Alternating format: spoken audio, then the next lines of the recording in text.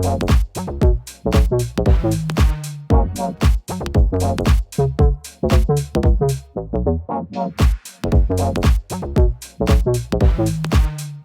the road to the big toy shows of the summer and the fall, there's always a few smaller shows to check out as well.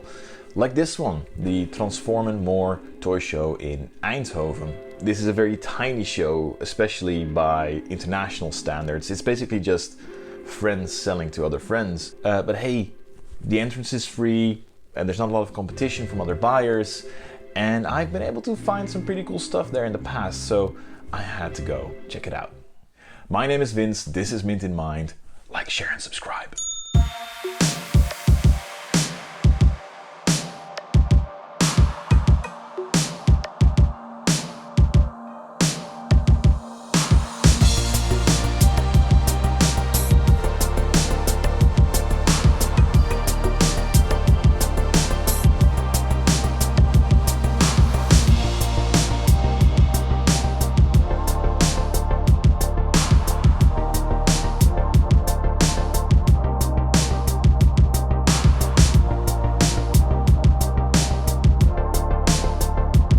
Now, it was a bit hard to film at this toy show because I had my kids with me, so I had to sort of multitask all the time between minding the kids and doing the actual toy hunting.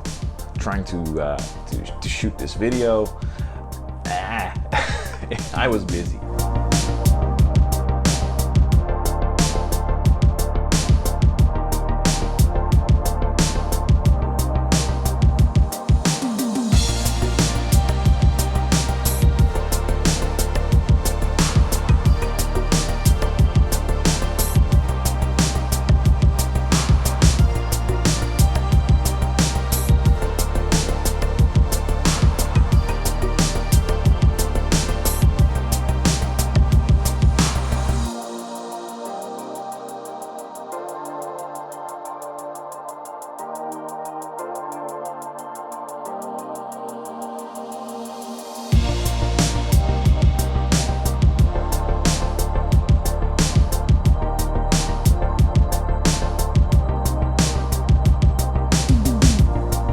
So do I go for vintage or do I go for modern? Because this show has it both and in heaps. Vintage Transformers, it had modern Transformers, it had some other toy lines. And I'm always a bit torn. You can only spend your money in one spot, right? I love vintage, but you always have to pay such attention when buying vintage Transformers. And modern Transformers are really good these last few years, so it's more of a easy, cheap fix. Definitely not as gratifying as buying vintage, but then again, also not as pricey.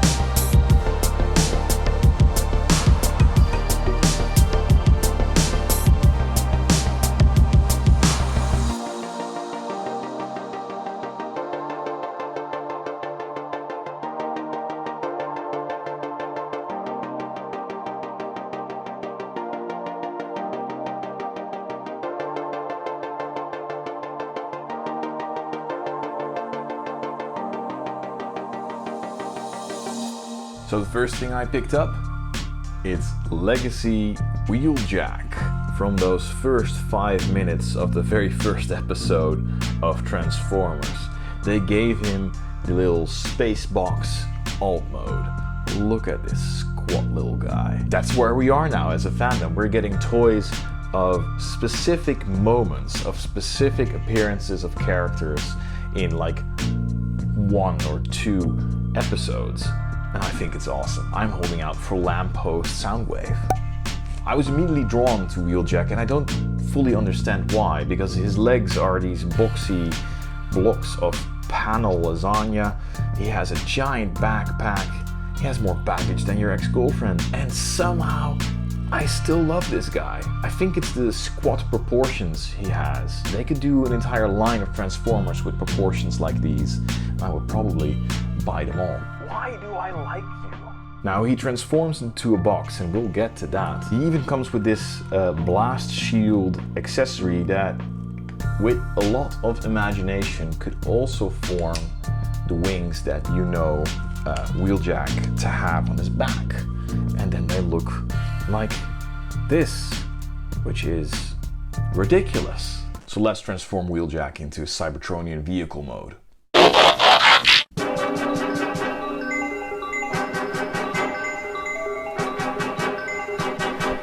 And there he is, Origins Wheeljack in his box mode. That is amazing. A lot of panel folding, but you end up with a lovely Cybertronian shoebox. They've even made it possible to load the Cybertronian Bumblebee that they did as part of the Buzzworthy Bumblebee line into his trunk like that through this ramp, which is amazing. And he comes with the blast shield that you can attach like this, which is a look I absolutely love. And if you don't want to have it as the blast shield, you can transform this piece into a piece of road. I'm not kidding. This is a piece of sort of Cybertronian monorail that you can pose him on.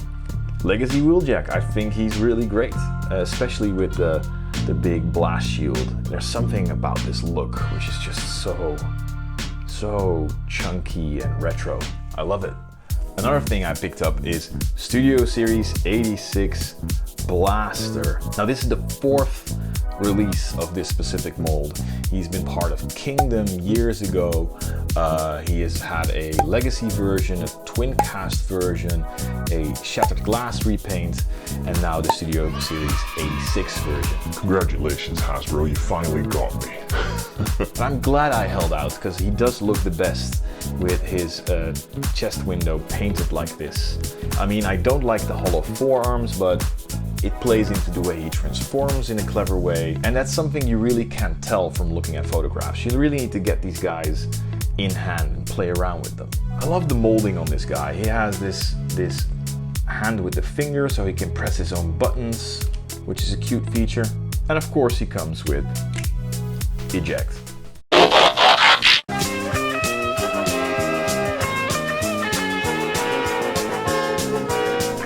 And here he is, Blaster in his iconic boombox mode. He transforms kind of the way you remember from G1 with a few new twists. I dig it, he just feels really solid in hand. He's a really solid, good toy. Highly recommended. I also really randomly picked up Vector Sigma with the key to Vector Sigma. I think this comes from the box set of Orion Pax and Alpha Trion, but for some reason it was for sale loose.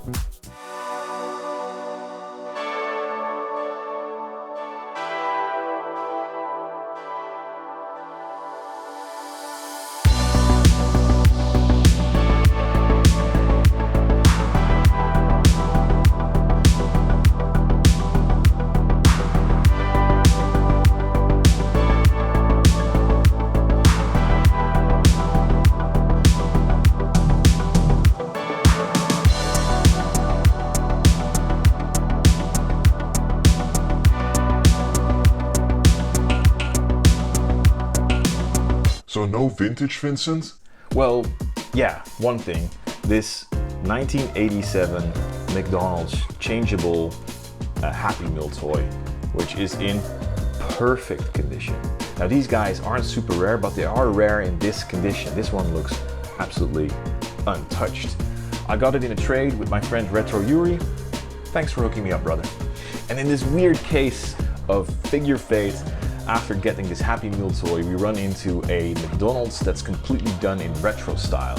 So this is the McDonald's in Best. Go check it out. It has the old logo, it has the diner seating and everything. It has a jukebox. Amazing. It was like a little McDonald's time capsule. Just a perfect way to end the show.